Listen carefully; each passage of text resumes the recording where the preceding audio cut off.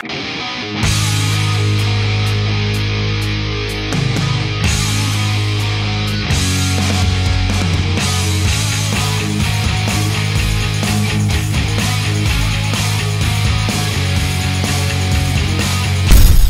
going on, everybody? I'm Jason. I'm Stefan. I'm Case. I'm Joel. This is Tennessee Mountain Homestead, and today we're back out in the shop to lock up another Peerless 2300. This is my 1983 John Deere 214 mud mower. There's an extensive playlist on this channel showing how I built it. But these John Deere 200 series tractors all came with the Peerless 2300 transmissions.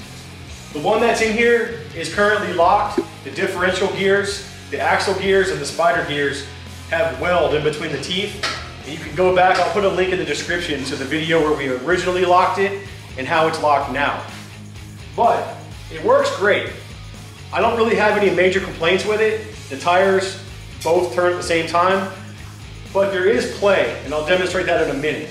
And one of the major reasons I want to revisit this and lock up another one is because when I use the brakes, in particularly, there's a lot of clatter that comes out of this thing. And I'll showcase that too in a second here. But what I think is happening is the axle gears are able to go back and forth inside the carrier as I'm applying the brakes, and it makes a bunch of noise. I'm gonna take this thing outside and show you that right now.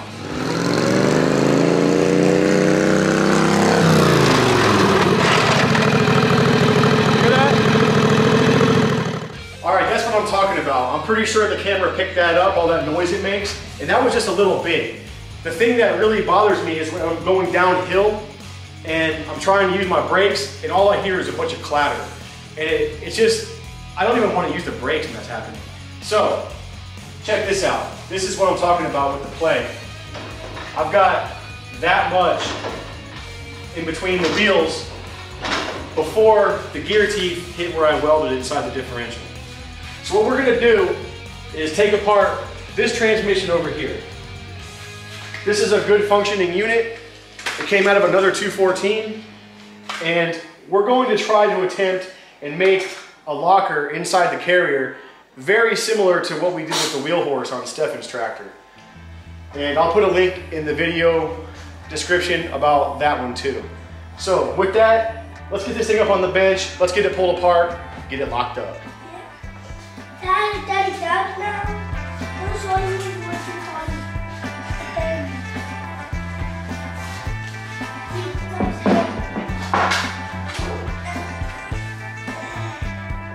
All right, the first thing we did was I took off these snap rings. There's one on each side, and it holds on these wheel hubs. And so far, this side comes right off, no problem. And on this one, there's two shims that were in between the bearing and the wheel hub. So we're gonna set that right over here. And I already tried to get this side off so far, and this side is corroded on, so we're gonna have to heat this thing up.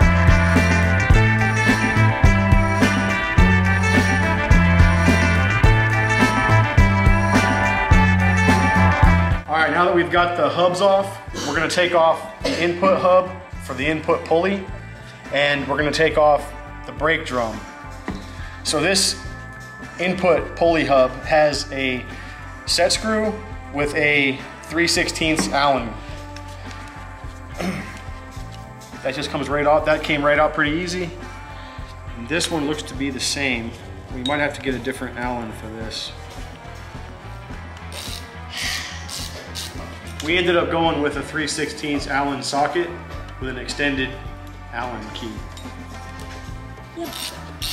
And we got the set screw out. Working on the input pulley. What I like to do sometimes is take a screwdriver or a wedge and just put it in between whatever you're trying to get off and the body of the transmission. Just tap, it's coming off already. That was surprisingly easy. Just finish it off with this.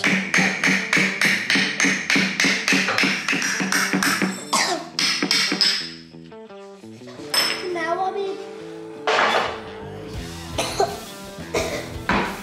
Now, hopefully this one comes off too. Yeah. We'll take the set screw all the way out so we can spray some WD-40 and it'll hopefully get down in between. Dad, put it right in the back. Good job, dude. Dad, it's coming off. That one came right off too. Cool. Step up to a fatter wedge. In this case, it's a chisel.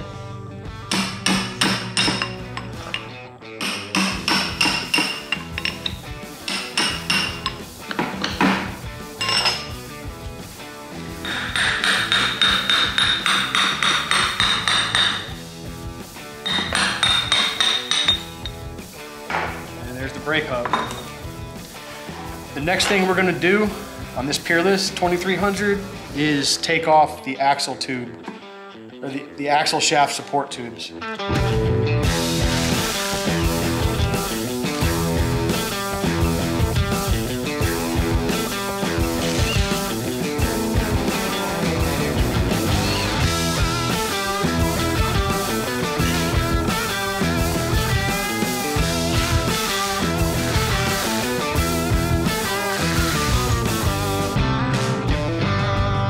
The axle tubes are all unbolted. There's actually just 4 bolts that hold it to the transmission body. And now I've got it loose. I just gave it a little knock with a rubber hammer. And I'm gonna pull it straight off, hopefully. Sounds crusty in there. All right, so I had already taken a wire brush and some WD-40 and a rag, and I tried to wipe off all the surface rust that was on this axle shaft, but I guess there's a little bit left because as I was tapping this axle tube off of it, the bearing, well, it's coming off easier now, but I'm taking some sandpaper and just giving it a little light sand.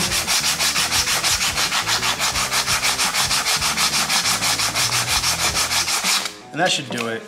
Stefan was turning it, so I was getting the whole thing all the way around. But now we are good to go on the bearing.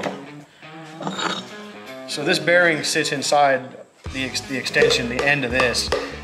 Anyways, what I was trying to say is you want to have these shafts as clean as possible. And on these particular ones, they're not keyed.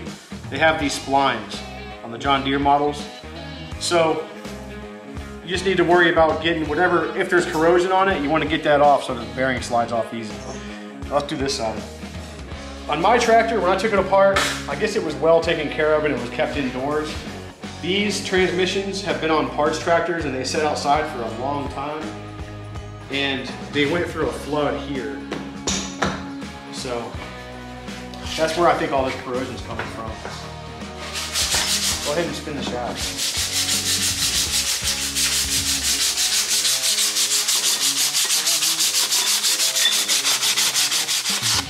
Probably good.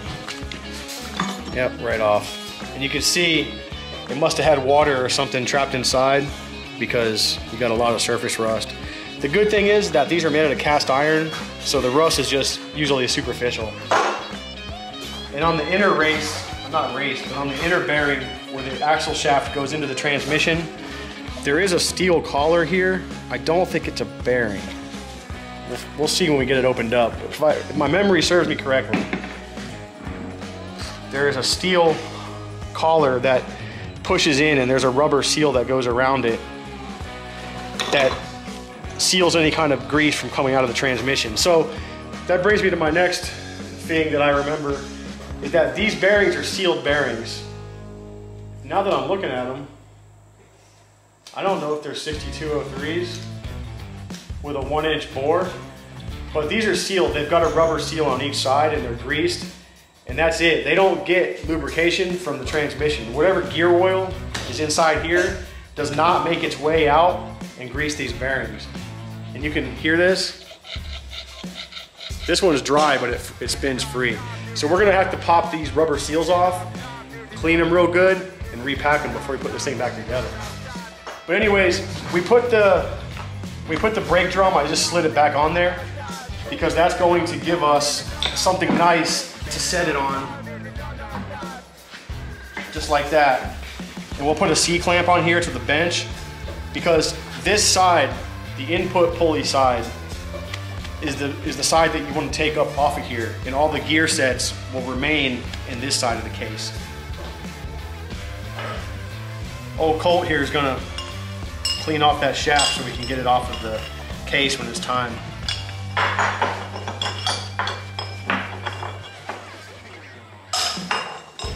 We got the axle shafts nice and smooth and clean. We used a little bit of sandpaper and lightly sanded it and then wiped it clean with a nice clean rag and a little bit of WD-40.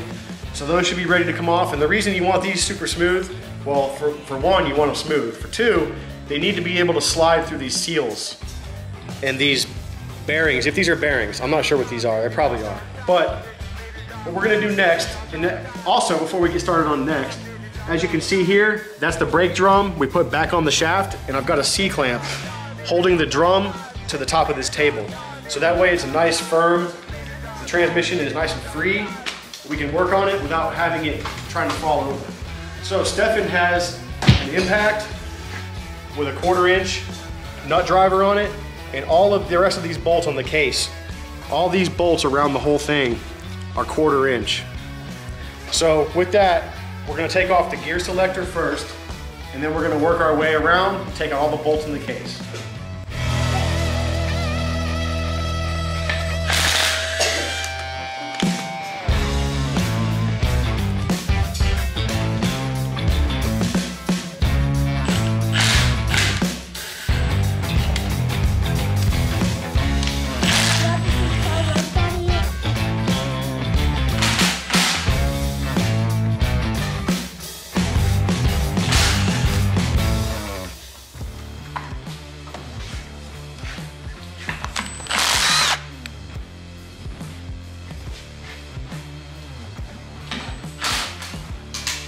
Yes, all these bolts are the same, so we're not even going to worry about trying to orientate them in the holes they came from.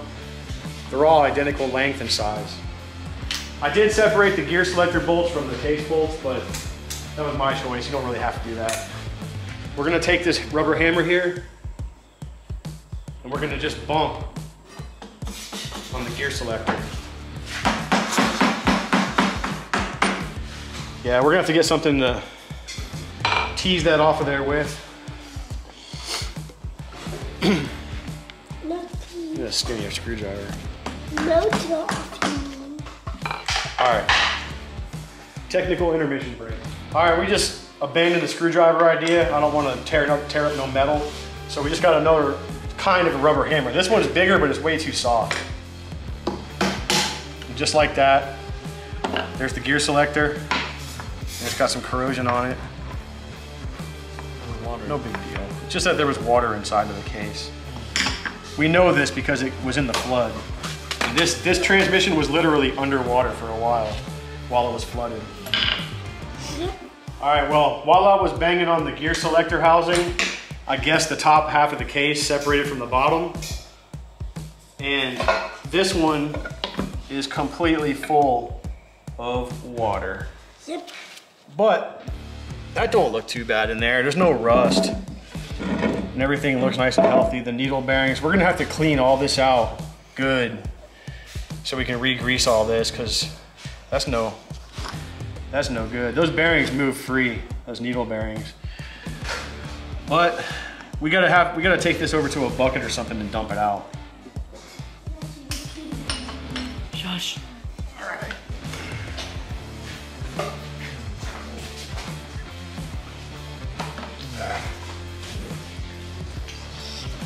Now that we've got the transmission drained of all that water that was in it, we're gonna go ahead, I'm gonna pull the differential straight up out. Should have very little or no issues coming out. Perfect. And the bolt heads face up in this orientation. This is gonna be our focus, but now that I know that this is full of water and oil, and it's just a concoction now, and it's all brown, and it's all in the needle bearings. we're gonna have to somehow clean all this out before we reassemble it. So I've never taken the gear sets out of a Peerless like this. We did mess around with Stefan's and we had to pull his gear sets out because we had a problem with the shift detent, the ball and the spring. So we were forced to do that one. We haven't done this one. We're gonna get this figured out. We're gonna get this stuff cleaned up. So in the meantime, we're gonna pull apart the differential also and start figuring out how we're gonna get this thing locked up. Yep. I've got the transmission all taken apart. Every piece is out of both case halves. What I did was I took my phone and I had Ethan roll the camera as I took each part out, and so that when it comes time to reassemble it, we can always look back at that and not get confused. I didn't want to do it on this video because that's not what it's about. It's just about locking this up, and in most situations the case shouldn't be full of water. So if you're gonna do something like this and take it all apart to clean it, go ahead and take 100,000 pictures or a video, have somebody help you, because this stuff, once it's apart like this, unless you're a professional and do this all the time with this exact transmission, you're not gonna remember how it goes back together. It's gonna be frustrating. So with that, we're gonna take each one of these gear sets in, and we took them out exactly how they were. Some of them have shims, some of them don't, some of them face certain ways. We're gonna take each one of them in there by itself into the wash basin and clean each one individually so none of these parts get mixed up. Once everything's clean, we're gonna come back, take apart this differential, and get it locked up correctly this time. It's been a couple hours later, and we've got the transmission completely taken apart and clean. And if you look here, all the gear sets and shafts and everything are laid out exactly how they go together with all their respective shims, where they go. So this is all done, and we cleaned this because that oil and water was mixed up and it got all, you know, obviously into everything in the transmission. And I didn't want to put this thing back together, just like drain it and then put gear oil back in it to have all that water and stuff mixed in there. So if you look at the case halves here, we took special attention and cleaned out all the needle bearings. Everything's nice and clean. And it's got a light coat of WD-40 on it for when we reassemble it. Now, these axle support tubes have bearings that go on the end of them, just like that. And we took these bearings apart. And remember, these things are like 40 years old. And they've got these seals on them.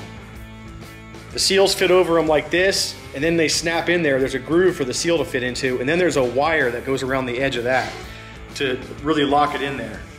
And they're marked Japan. And it's just remarkable that they're still so good and they roll so free. So if you follow me back over here, this is one bearing that I reassembled. I packed it really good, and the seals are back in it. You can kind of see the red and tacky through the transparent seal. So this one's ready to go. We've got one more, the one I was just showing you, the dry one. I haven't packed it yet. But once we get that back together and we put those bearings over there, what we got now is to open up the differential, and we're finally gonna get inside this thing and see how we're gonna lock it up. Now that the rest of the whole transmission has been cleaned, the gasket surfaces are all clean, and everything's lightly oiled, and the bearings are repacked, that stuff's ready to go to be reassembled. Now, for the centerpiece, the topic of the show. This is the differential. I just wanted to take it apart on camera, and we're gonna have to clean it after we take it apart. We want this to be perfectly clean. The other pieces we just wiped off, we sprayed with degreaser, wiped them again, sprayed lightly WD-40 on them, put them aside, they're good. This is probably gonna have to be welded. So,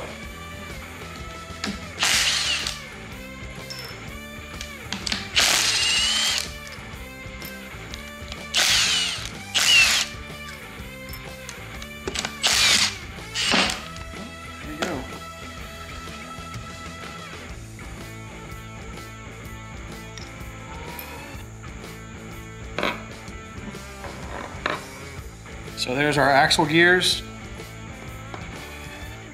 And now that I'm looking at it, it's not going to be very much fun to weld something to those.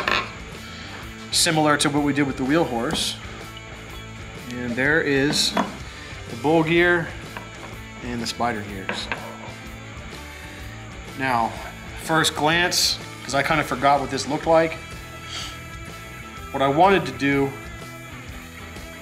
was weld something to the gear that would interface with the outside of the carrier and not let the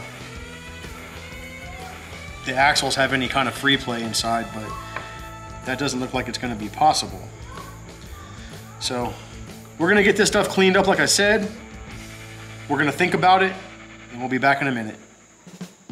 So we got the differential carrier and all these gears clean, and we sat here and talked about it for the last 45 minutes at least. We came up with a bunch of good ideas. Now we can't do it exactly like we did with the wheel horse because there is almost no room in here to do anything like that of that nature. But I have a good idea, I think. So it's going to involve 3/8 plate steel. I'm going to go ahead and cut out my pieces and I'll explain what I'm doing after I have them in my hand.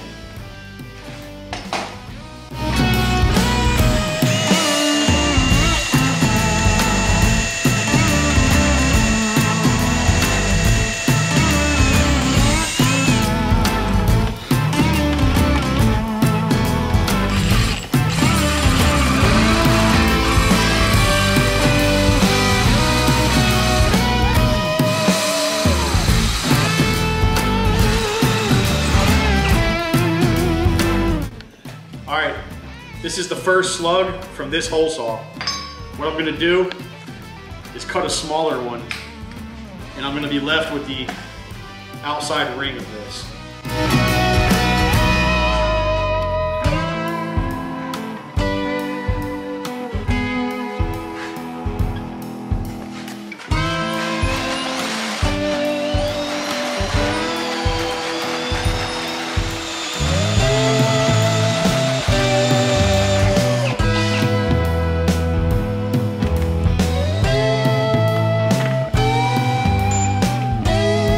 What I've got here is the hole saw, the inside hole and the outside hole. It left me with this ring.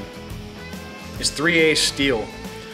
So my idea is to take this piece of steel and cut it like that.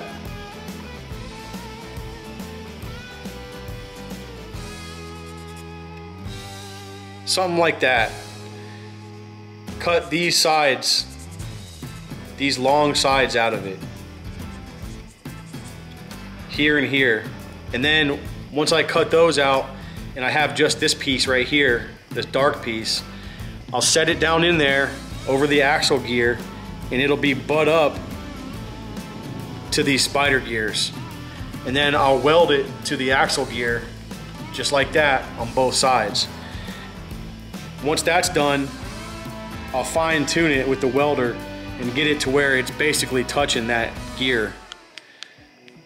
And then I'll flip the whole thing over and do it to the other side as well, if that makes sense.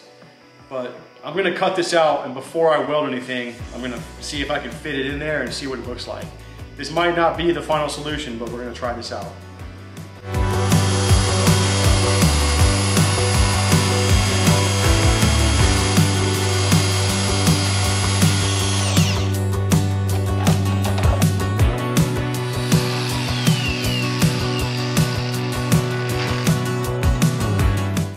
Check this out.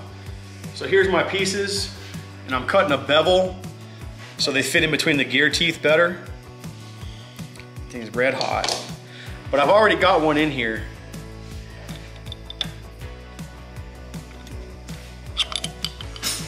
You can see I got it jammed up underneath the spider gears in between teeth. I'm trying to get this one. Grab me another small screwdriver. But you can see, if you get the drift right there, what I'm trying to do is basically make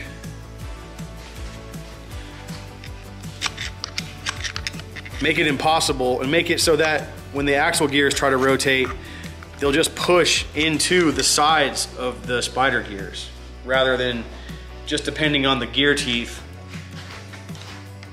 to do all that, to take all that torque. That right there can take up a lot of it, take a lot of the stress out of it.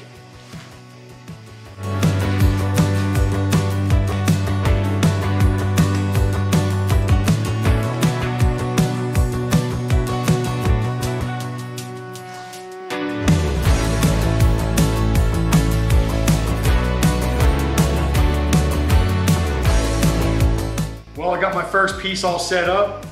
I've got it ground down at certain bevels so that it fits in between the spider gear teeth on both sides, and I've got this screwdriver kind of holding it in. What I'm gonna do is reach down in here with the welder and just send a tack right there. And before I go full kill mode with the welder, I'm just gonna tack it in a couple spots, make sure this side still fits on when it's done, and then I'll start fitting this side into the other side. Same thing. Once I get it to where it fits and I can still put that on and all the holes line up, then I'll take the bowl gear off and take that out of the way, and I'll get some good deeper penetrating welds in there.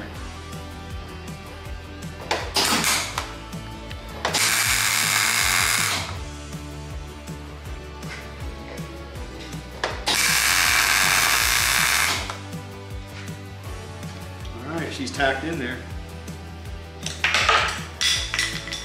And it already feels like it's done. You want to take a look?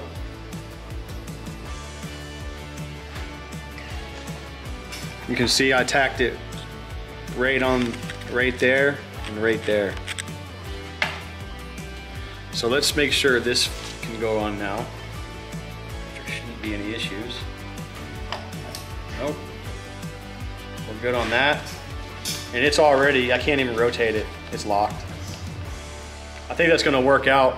By the time we do 4 of those, 2 on this side and 2 on this side, should be good to go. That's gonna just be a whole circle of just torsion, and it won't be able to rotate. I don't think it's gonna eat itself up or anything. I think it'll be a lot better than just welding in between the gear teeth.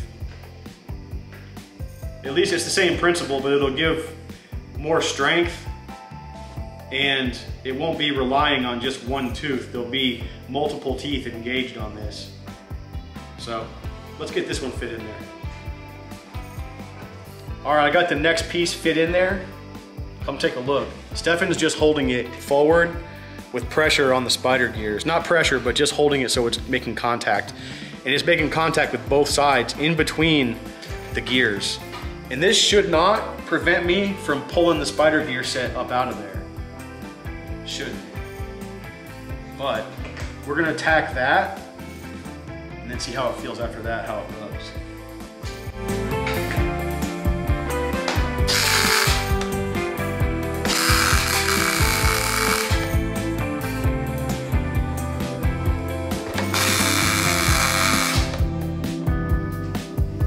All right, she's tacked. All right, you can take the screwdriver out. All right, let's see what this.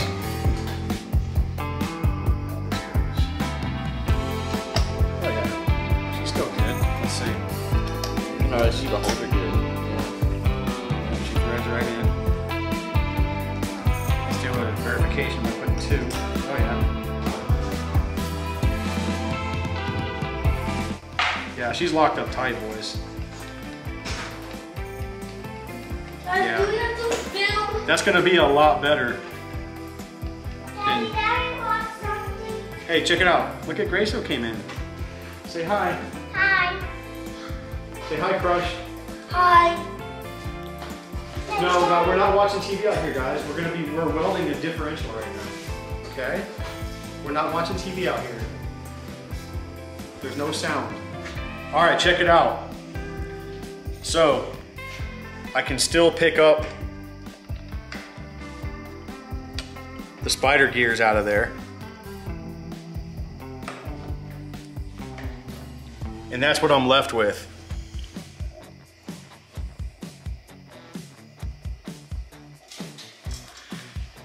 put this back down in there. Make sure it's still good, no matter what I do.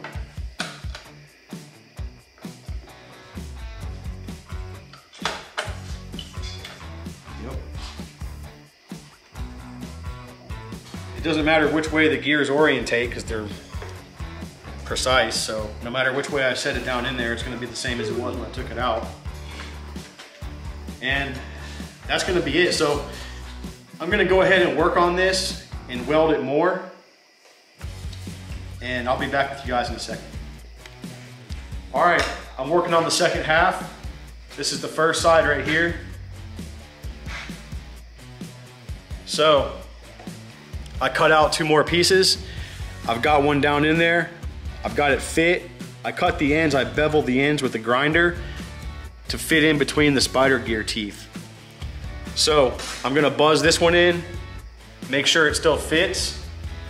Then I'm gonna put this side in, fit it in there, get it where I like it, buzz it in, just tack welding it, make sure everything fits together. Once I know it all fits and it's happy, I'll take it back apart and weld it solid.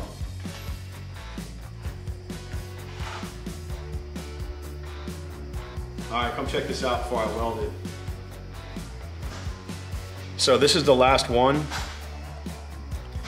Stefan's just holding it with a screwdriver gently. We're not prying up on it. We don't want to move the spider gears. But I'm gonna go ahead and tack weld this one. Let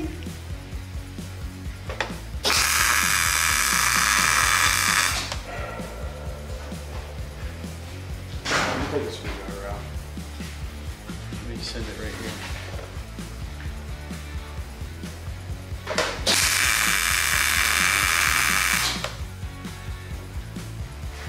All right, guys, I got it bolted together with just 2 bolts, and I gotta say, you hear that? Let me turn the welder off.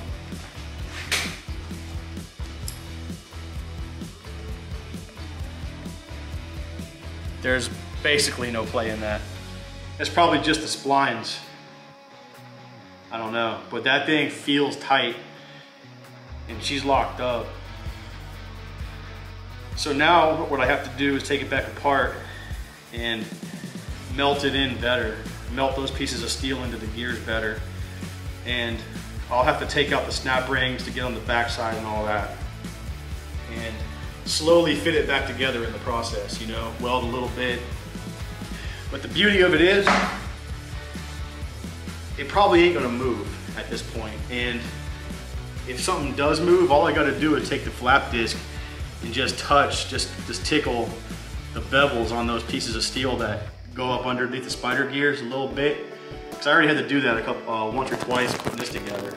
Because when I welded it, it might have moved or, you know, just bumped. And you know, this is a pretty tight fit, so I think we're golden. Let's bust this thing apart and get it welded.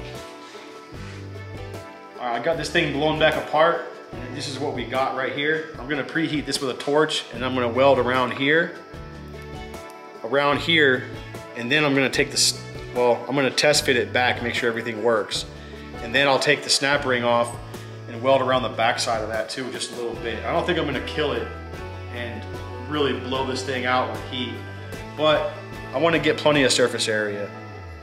Another thing I was thinking about too is that it's not just relying on how strong, these welds will be strong on the axle gear, but because of the way these pieces of steel are in there, it's basically causing a wedge in between the spider gears too. So the whole thing, it just can't rotate, it's pushing rather than trying to climb over the weld that would be in here. So I think it's a pretty good setup, but let's go ahead and preheat this.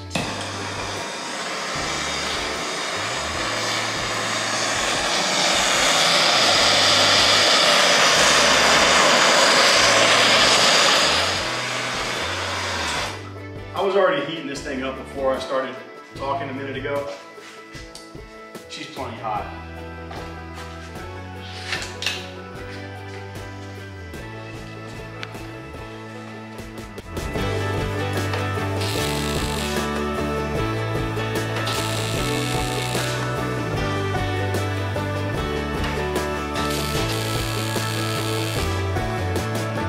I got this thing welded to every tooth and in between on both sides and on the very end.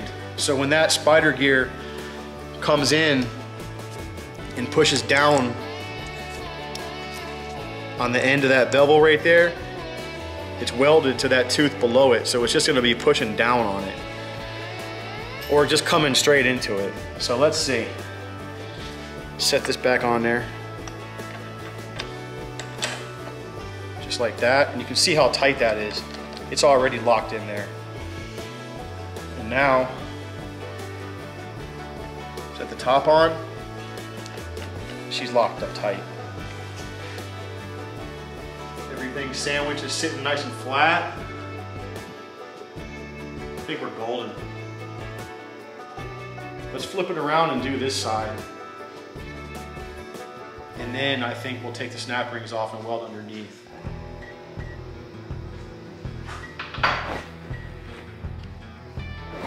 All right, so I just finished welding out both sides. And when I welded it, I went from one tooth across that piece of steel to the other, and then the weld went down in between the teeth. So that creates friction, and it's welded to each tooth. Now, I don't know if I should go ahead and try to fill up that whole entire void, but I'm gonna turn this thing around right now and try to see if it'll be beneficial to weld the back side of the teeth. Because right now, I think it's good. I don't really believe it needs much more than this. Oh man, that thing is still red hot. So, should I weld in here? Probably.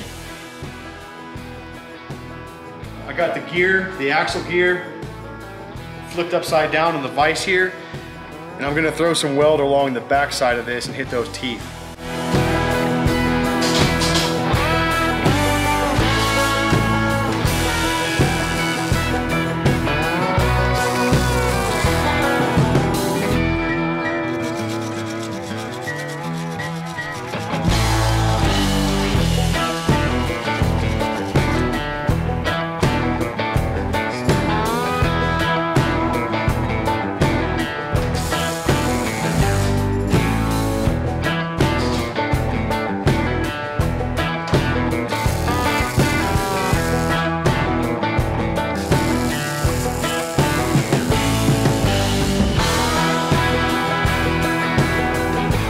I think she's a little warm.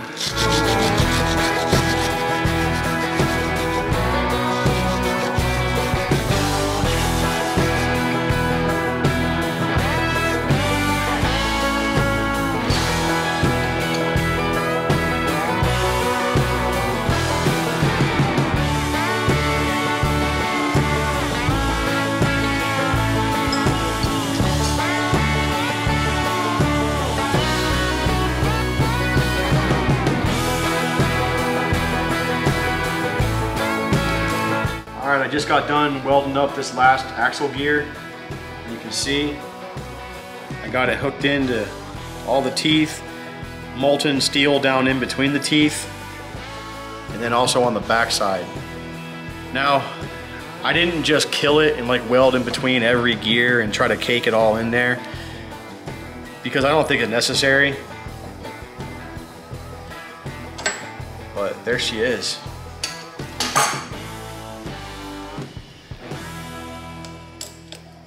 Snap ring action. Make sure she's seated. She is. Set the bowl gear and spider gears back down in. They're in place. That is solid. Love it.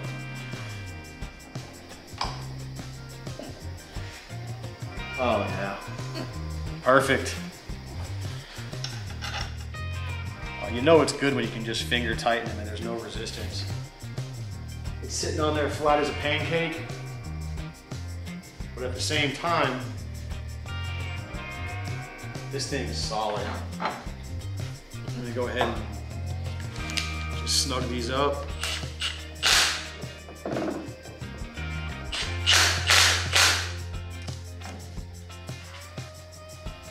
Guys, there is zero.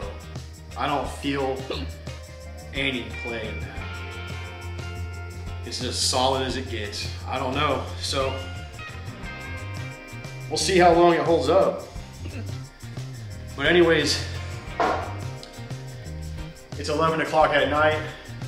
This has been a lot of work today. I'm just gonna go ahead and put all the bolts back in this thing. That thing's locked. There's no reason to take it apart or look at it more. That's done. And then over here, we went through the process and painstaking work of cleaning all this stuff earlier, so tomorrow all we gotta do is bolt everything back together. And like I said, we took footage of how we took all this stuff apart, step by step. Stefan's got hiccups, don't mind Stefan. Ethan went to bed, but all this stuff's ready to go. Our bearings are packed, ready to go. So with that, we're gonna finish putting the bolts in that carrier. We'll see you guys tomorrow in the morning. What's up, guys? It's the next morning. We're gonna go ahead and get started putting this thing back together.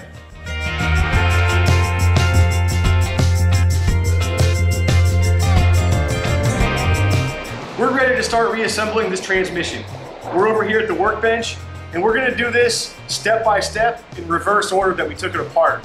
So like I told you in the beginning of the video, we took it apart, we took a video of us doing that on my phone so that we wouldn't get confused. Everything was covered in grease. It was hard to see stuff like shims and bushings coming off, so we took it apart, took notes. We're gonna put it back together and show you guys how that goes step by step. So if you're watching this, you're looking about how to put your Peerless 2300 back together, here you go. All right, so the first thing I'm gonna do is use some pre-assembly lube, which I chose Lucas Heavy Duty Oil Stabilizer. I love this stuff. It's worked great for me for a long time. I've used it in all my cars, all my small engines as a mixture, all my gearboxes, and now all my lawnmower transmissions. And this is what I'm gonna pre-lubricate the needle bearings with. Yep. Because we cleaned the needle bearings out really well yesterday, and they're basically dry. Dad, should we rub this one? Yes, rub it around in there. Get it good, all in the needles. And we're gonna go ahead and we're gonna lube all the bearings now so we don't leave any out or forget them, or it's gonna be too hard to get to it once there's a gear set installed. All right, that's good. Just need to be able to be in there for now, and then once all the gear oil's in it and starts to spin, it'll get in there. So, the first thing that goes in is the brake shaft. This is the 1-inch shaft that sticks outside the transmission. Yep. We're gonna put a little bit of lube on this just so it can get past the seal. And remember, these, unless you replace them brand new, these seals are, this one at least is 40 years old. So you wanna be really gentle when you're putting this stuff back together. It might even date. All right, so I think I'm gonna have to set this down in there first. Like that. And then this gear goes down in here. And if you notice, it has bevels on one side because this sits all the way at the bottom of the case, so there's a gear above it that's gonna go down and mesh with it. So you wanna make sure your bevels are facing up. Yep. Holy.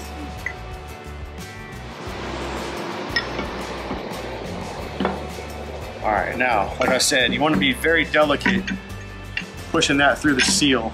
Okay, it just went really easy right through there, no big deal.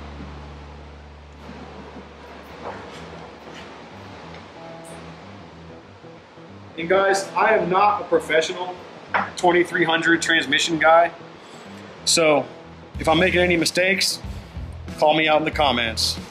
I'm just doing reverse of what I did yesterday, taking it apart. Okay, now that I've got the brake shaft back in, I put the drum back on it, and I'm gonna clamp it down.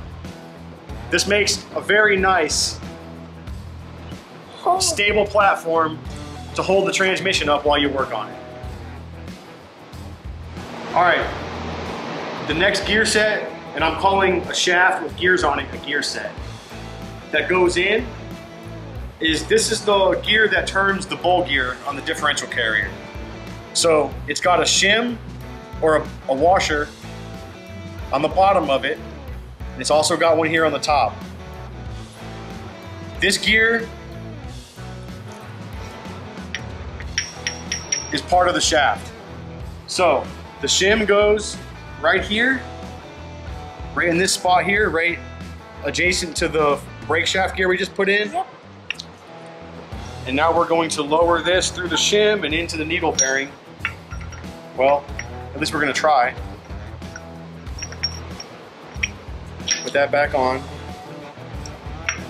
And it needs to mesh just like that. So now we're installed there. The next gear we're going to put on looks just like this. Not sure what it's called, what gear it's for, I don't know what number it is, but it goes on the brake shaft, facing the small gear facing up. And I did put lubrication on this, and this has a brass or a bronze bushing inside of it. So you want to make sure you got some lube on that.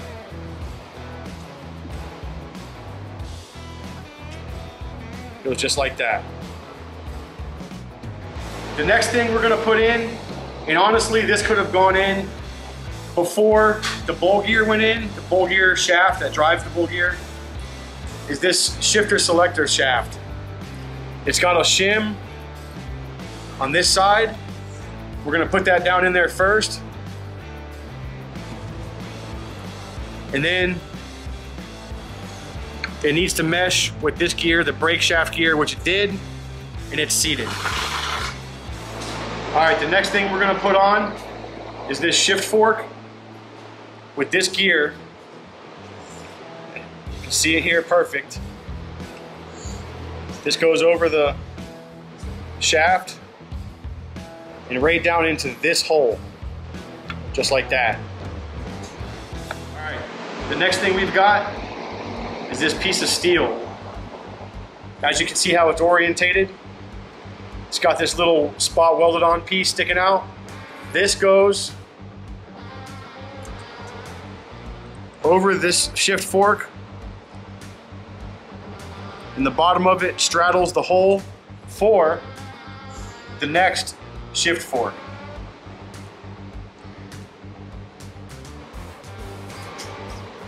Oh, my bad.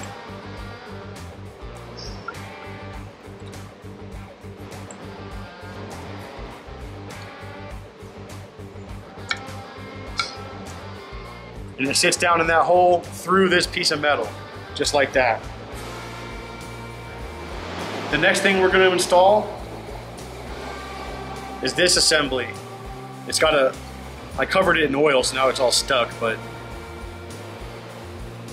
it's got this shaft, got this gear, the bevel faces down. Does it?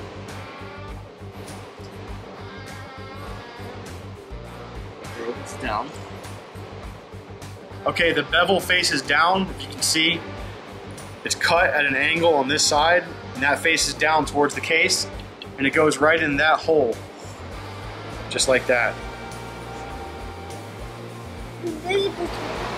All right, the next thing to go in is this assembly right here. It looks like this. There's a shim here, there's a splined gear. Now, on this gear, there's an indentation on this side. The other side's smooth. The indentation side faces the shaft, like that. And then I'm gonna put my shim over my needle bearing hole, and this needs to mesh with that gear, just like that. That's how it goes. The next thing we're gonna install is these items here. I've got a collar or a spacer. That's gonna go first on the brake shaft, all the way to the bottom. The next thing is this gear set. I've got oil inside on these bronze bushings. You wanna make sure all this stuff is good and pre-lubed. That goes next.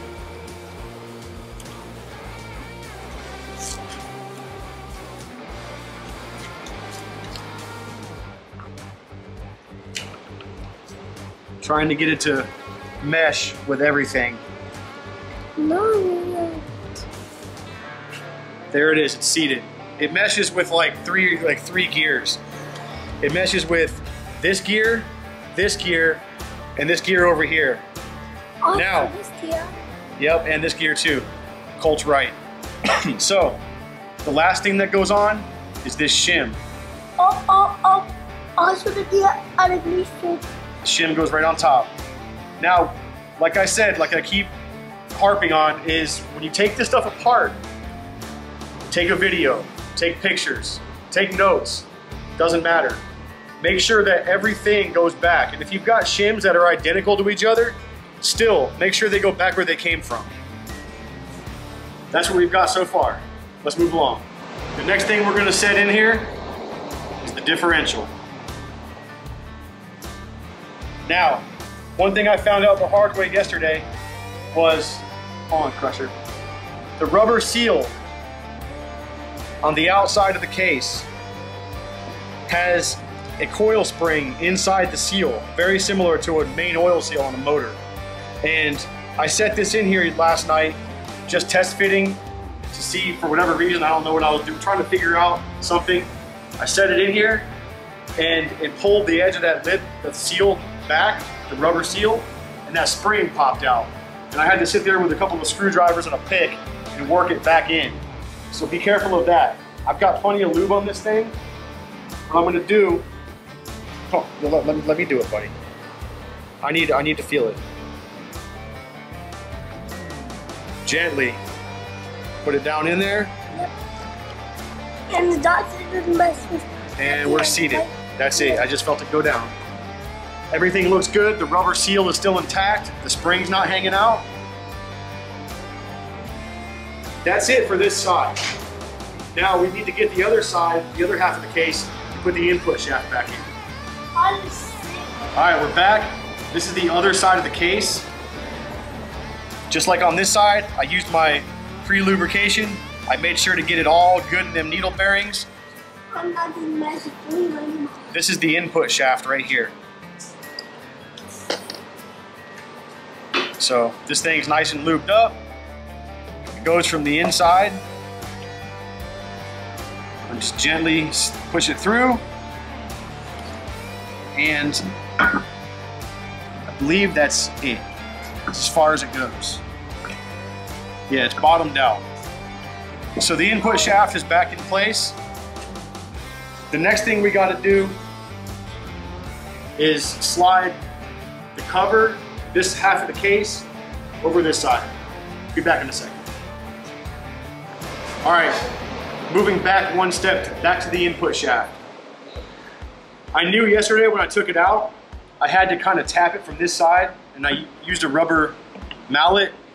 Putting it back in was the same. I don't know if there's a step on the shaft or if there's a slight taper or whatever, but you can't just push it in with your fingers all the way down. So I just gave it a few taps and it sat down another 3/8 to a ½ inch. But now it's totally seated because there's more than one bearing inside there. There's needle bearings and there's some other kind of a bearing right behind the rubber seal.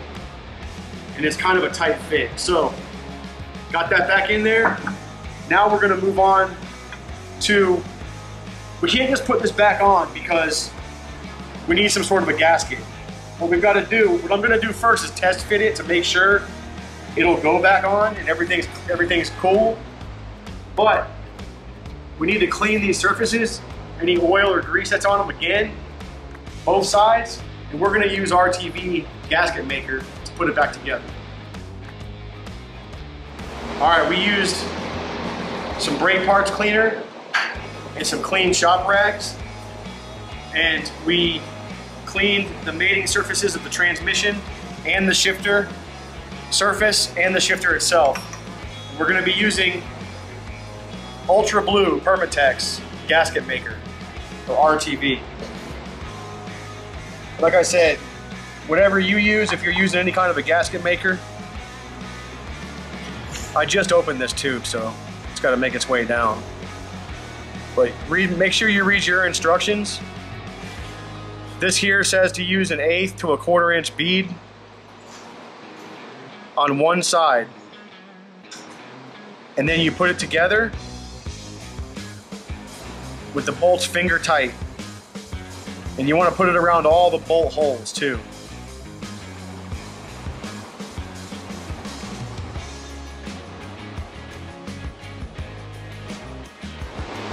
In my experience, this stuff works pretty good.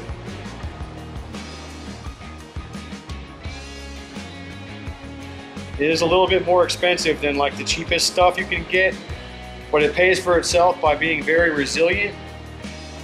It dries, it sets up and cures quickly. Because once we put these two halves together and we make it finger tight, we only have to wait 1 hour, and then you tighten everything down to torque spec, and then you're done. You're ready to roll. Other gasket makers I've spent less money on because I was trying to save a few bucks. Some of the gray stuff I've used it took forever to cure. It never did fully cure. It was messy. This stuff's good. Highly recommend it. And we are completed. You want to make sure it's uniform in the application. And I think we're golden here. So now for the stressful part, putting this back on without ruining the gasket maker. You want to be really easy getting that shaft back through that rubber seal.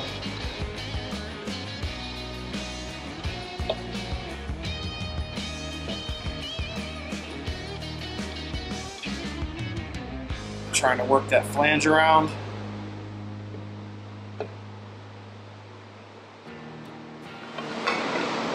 If you're not sure, if something doesn't feel right, don't send it.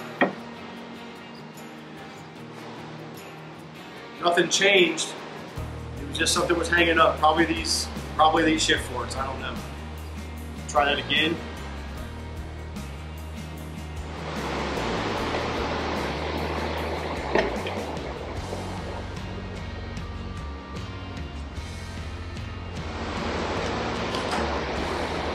Not the shift forks yet. It's not the input shaft. There it went down a little more. Still not making contact with the gasket surface. But there's also dowels. Don't forget about your dowels, and they are in their correct place. The shift forks still aren't touching anything, so they're not ready to go home yet. It's probably just I'll hang up on a needle bearing or a shaft. Let's see. Okay. Going down a little more. I think we're seated, guys. Yep. The shift forks are in their place.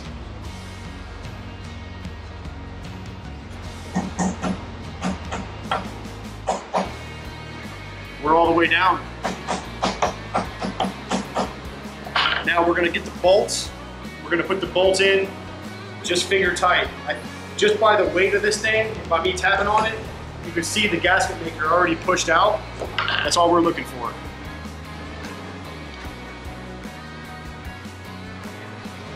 All right, we're going to do the same process on the shifter. Yep. Because this is a brand new tube of RTV and I want to try to salvage it, so I don't want it to cure in the tip while I'm waiting for the other stuff to dry. So I'm going to go ahead and use it now and put the shifter on now, even though it's sideways, it's fine. So make sure to get around Dad, can I put this shifter on? all the bolt holes.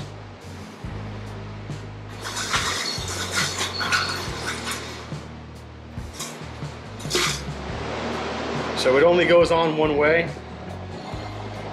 There's two holes closer together at the bottom and one at the top. And you want to make sure the ball goes in between into those square slots we talked about earlier.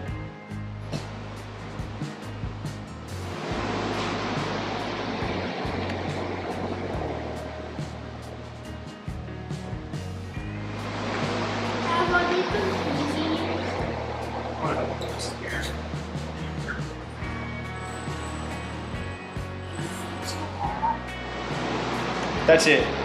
It's just tight, just barely tight. We're gonna let that cure up. We're in neutral. So the next thing we're gonna do is put those bearings back in the axle tubes. All right, so we've got our axle tubes. We've got our bearings that we took apart yesterday and cleaned really well, and we repacked them. I took a little bit of Lucas and I put it on the inner side of that axle shaft to give it, or axle tube, to give it some lubrication for when we drive this thing back in. And what I'm gonna use is a 1 15/16 impact socket. And if you don't have exactly this thing, you want something that's going to fit on the outer race and be slightly smaller than the outer race so it can drive down in. But we're gonna put that just like that, and hopefully it just taps on in easy. Which it is.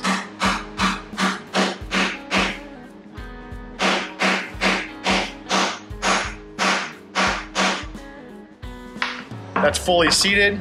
It feels uniform to my finger. We're gonna put the other one in, just like that.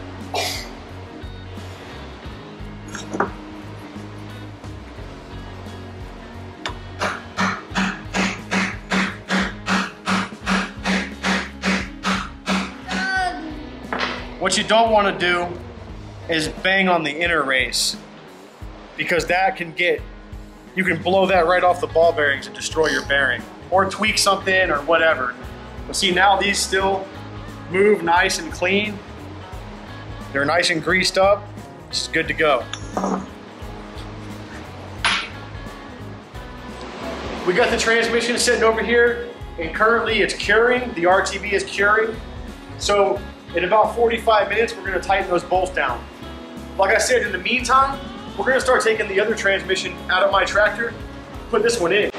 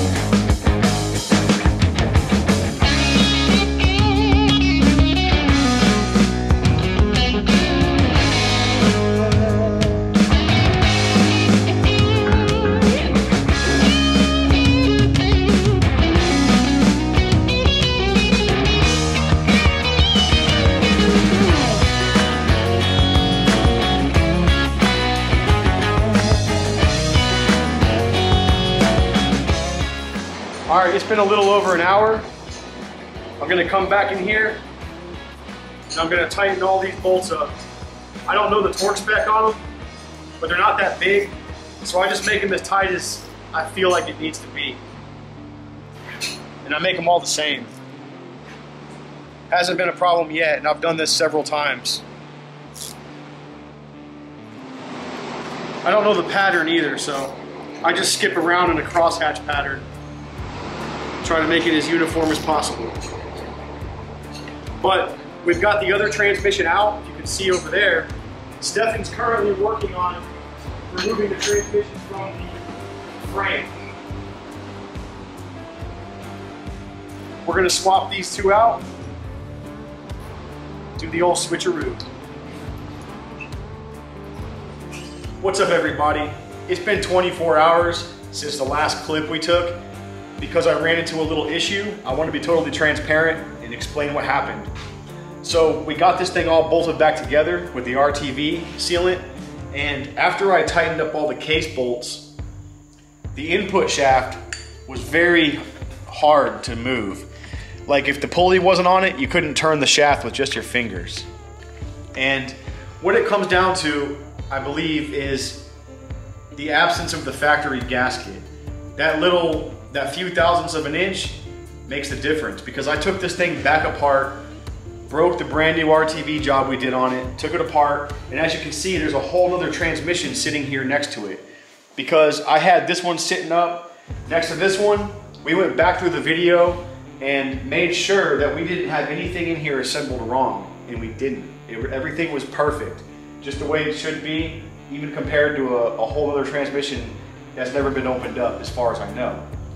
So what I did was I put it back together with a very thick layer of RTV, and I let it set up a little bit longer than an hour, about an hour and a half, and I tightened up the bolts just a little bit after it was just finger tight. I let it sit for another half hour, 45 minutes until the RTV started to get harder and tackier. I ended up torquing it all the way down, and now the input shaft spins freely. I think that was the cause. It was just the spacing between the case halves. So there's good tight tolerances in there. I got high hopes for this transmission. Another thing that I'm going to do is on the case, there's several drain plugs. This is one of them. This is on the top. What I'm gonna do is put this aluminum barb fitting in there once it's all assembled. This is where we're gonna fill it too. We're gonna pour the fresh oil in there. But after the oil's in there, I'm gonna put this barb on there. We're gonna have a hose that runs up somewhere high in the tractor, and it'll have a filter on the end of it, and that way this thing can vent. Because I noticed on my old transmission that came out of the tractor, if you're gonna spin one of these transmissions at a high RPM, it's going to create heat internally. And then the fluid and the oil that's in there is going to want to expand. There's gases that are created, and then it ends up pushing fluid out of the transmission through wherever it can.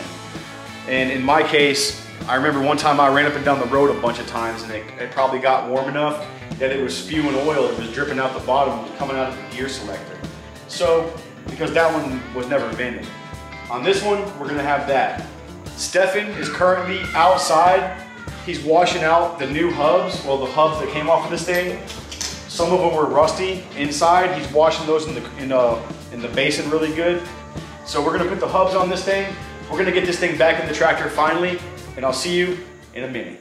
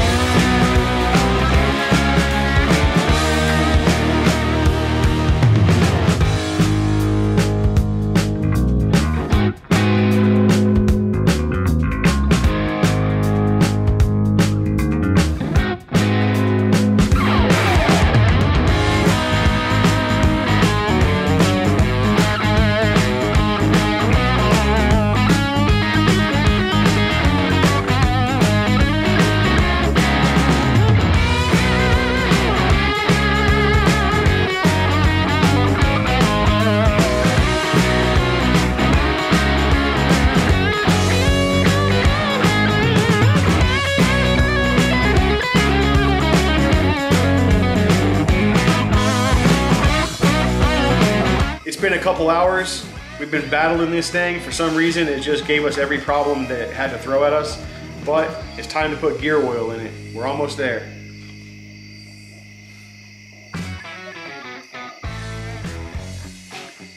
The other 3/4 quart, I'm gonna put this Lucas oil stabilizer in it.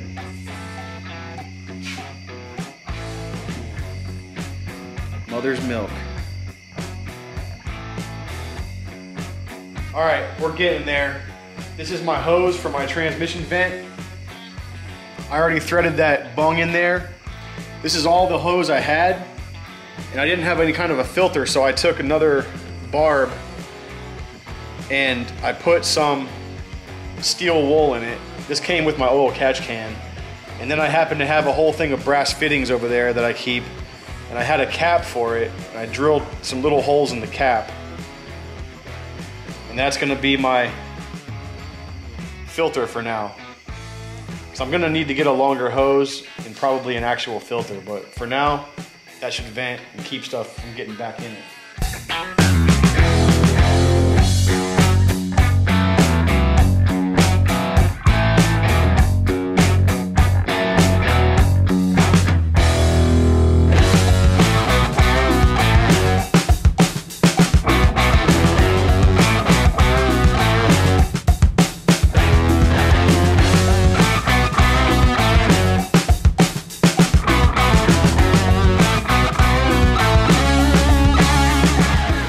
It's been a long evening. I started working on this when I got home from my actual day job, and here we are. It's all put back together. It's obviously 10 o'clock at night, so it's dark outside, but I'm gonna fire this thing up and take it for a little rip around the driveway just to make sure it doesn't make any crazy noises, and I'm gonna check all the gears.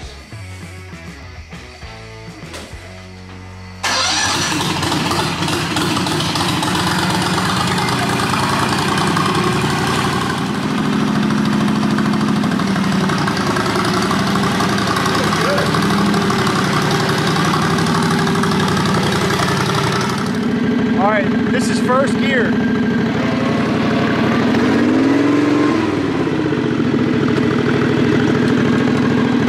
Second.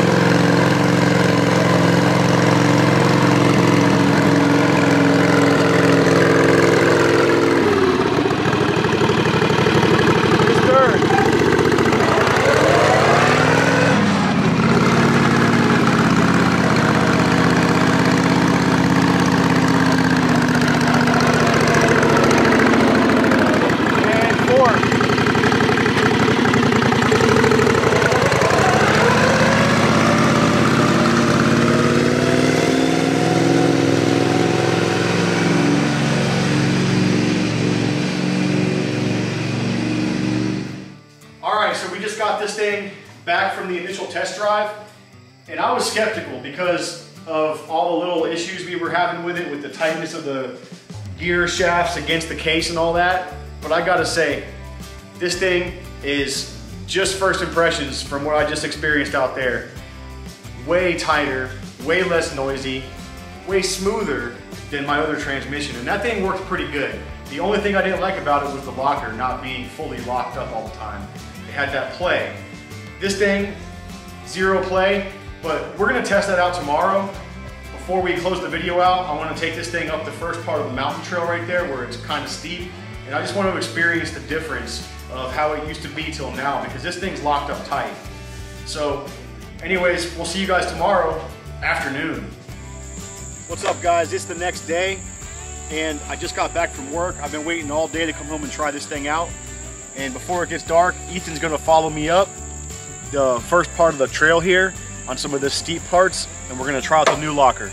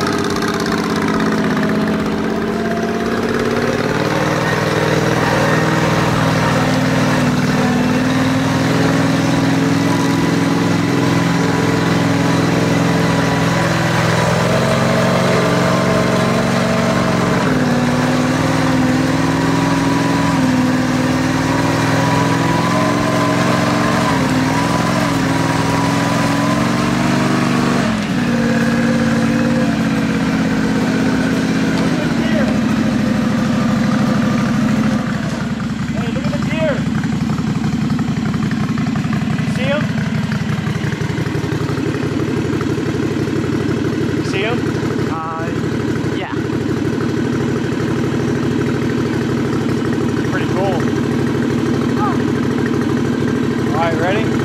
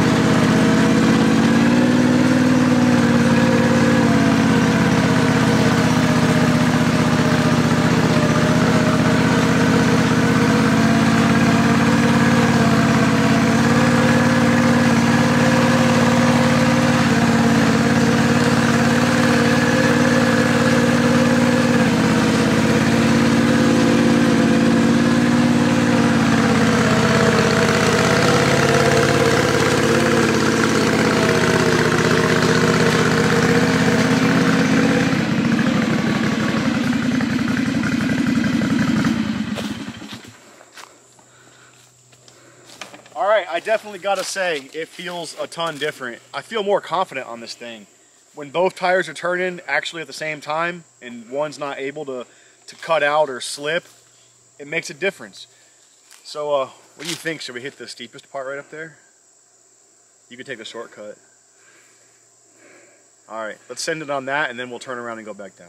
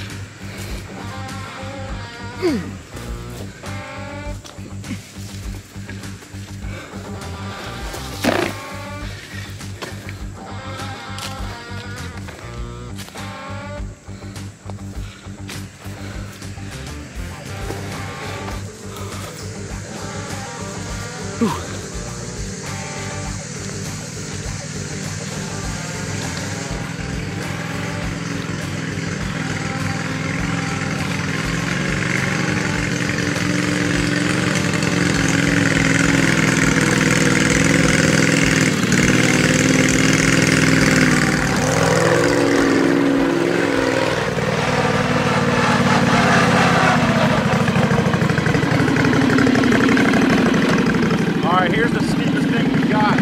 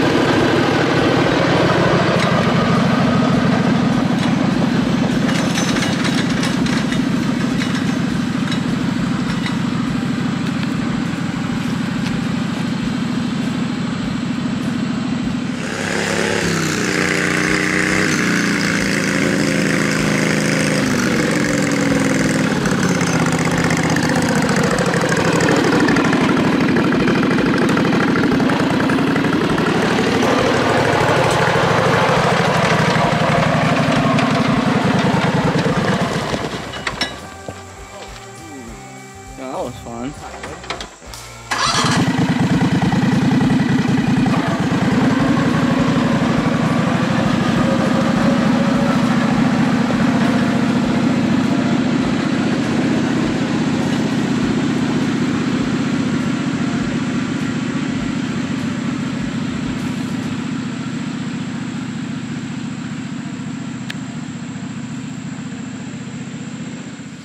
That's going to do it for the video, guys. I'm super excited with the way that locker turned out. I'm going to go ahead and call this thing the hole saw locker because it took a couple hole saws to make the pieces to it. If you're new to the channel, please like, comment, and subscribe. Once again, I'm Jason. I'm Stefan. I'm Jace. I'm Joe. This is Tennessee Mountain Homestead, and we'll see you on the next one.